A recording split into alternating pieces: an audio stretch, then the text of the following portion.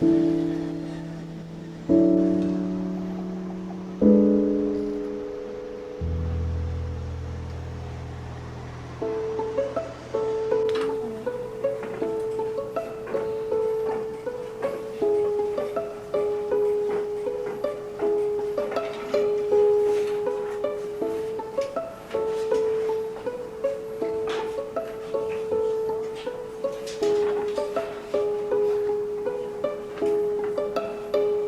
travail avec les artisans d'Espero, c'est une expérience très riche parce qu'on a partagé et échangé beaucoup de savoir-faire, de techniques différentes pour faire la même chose sur la même pièce. Espero, c'est une association 1901. Nous avons 2 chantiers d'insertion avec un agrément de l'État où nous employons des personnes de 6 mois jusqu'à 2 ans dans la couture upcycling. Je suis à l'atelier d'Espero depuis 2023. Sur cette collection, je fais des parties de montage et coupe à plat. Et je suis encadrante technique. Et parfois, je fais assistant modéliste. Pendant ce temps, on est formé sur la couture et les techniques de couture en France. Il y a quelques-uns qui ont appris le métier dans le pays d'origine. J'ai commencé dans l'atelier de mon oncle, que j'étais très petit. Puis c'est pour ça qu'elle est devenue mon métier. C'était très intéressant de travailler ensemble parce que chaque personne rapporte leur savoir-faire, les techniques qu'ils ont appris dans leur pays. Et ensemble, on échange pour développer une pièce ensemble. Et on travaille sur toutes les freins qu'il peut y avoir, les freins linguistiques, administratifs, etc. Et puis l'objectif, c'est de les aider à trouver un emploi. De base, je suis mathématicienne. Et quand je fais des habits aussi, je voulais avoir des habits vraiment parfaits. C'est ce qui me motive d'apprendre de nouvelles choses, des nouvelles techniques. On est subventionné par le gouvernement et puis on a un modèle hybride. Donc, on produit pour les marques, certaines grandes marques de luxe, pour faire des séries de production pour avoir un chiffre d'affaires privé. Ce que j'aime vraiment dans ce métier, c'est que ce métier, c'est tout le temps, on est en challenge. Pour chaque modèle, chaque pièce qu'on a à faire, on rentre dans un challenge. C'est ça que vraiment j'aime bien. C'était très intéressant de travailler en équipe car je suis habituée à travailler toute seule dans mon atelier de maroquinerie. Et là, c'était vraiment enrichissant de partager la journée et le travail avec des autres personnes. Chaque fois qu'il travaille avec un designer invité, il voit le montage d'une collection de A à Z. Donc, de le dessin jusqu'à la production des pièces finales. Donc ça, c'est très important pour nous. Et aussi, j'ai appris avec cette collection et cet atelier des petits détails de montage. J'étais très enthousiaste de travailler sur cette collection parce qu'il y avait plein de détails complexes.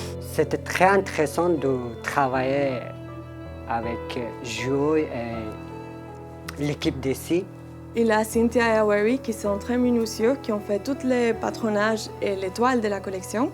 On a Mohamed qui est une excellente couturière qui a fait les pièces plus complexes. Et aussi Zainab et Ibrahim qui ont un niveau débutant, mais qui ont pris les pièces un peu plus simples pour apprendre à faire la couture. Et Zoad, qui aime la couture à la main, a fait toute la broderie. J'aime bien le challenge de toujours, même si tu as fait plusieurs robes ou jupes ou vestes, c'est toujours une nouvelle aventure de réaliser une nouvelle veste avec de différentes coupes, des choses comme ça. C'était sur les patrons qui Awari et Cynthia, elle m'a donné juste le base de patron. Puis c'était à moi de le faire par rapport au dessin qu'il faut que je change par rapport au dessin que je lui ai donné. Donc j'ai fait une formation de modéliste juste pour comprendre mieux les habits. Et je rêve d'avoir ma marque et aussi de transmettre mon savoir-faire, je trouve que c'est quelque chose qui m'inspire de transmettre ce que je connais. Tous les tissus que nous avons sont des tissus dormants qui nous ont été offerts par la maison Balmain et Christophe Lemaire aussi. Et eux, ils nous ont offert ces tissus pour pouvoir faire nos créations, de travailler sur les différentes techniques de couture et puis pour réaliser des créations que nous pouvons présenter lors des événements comme le défilé au musée d'Orsay. Je crois que ça nous demande de pensée créative en fait. Quand vous êtes chez toi, tu n'as pas besoin de trouver des solutions de ta vie. Tu es toujours en mode automatisé. Voilà, tu ne penses pas, tu ne réfléchis pas.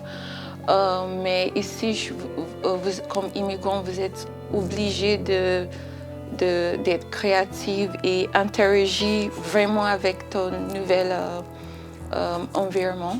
Et je crois que ce que j'apporte de mon pays comme immigrant, c'est vraiment ma perspective.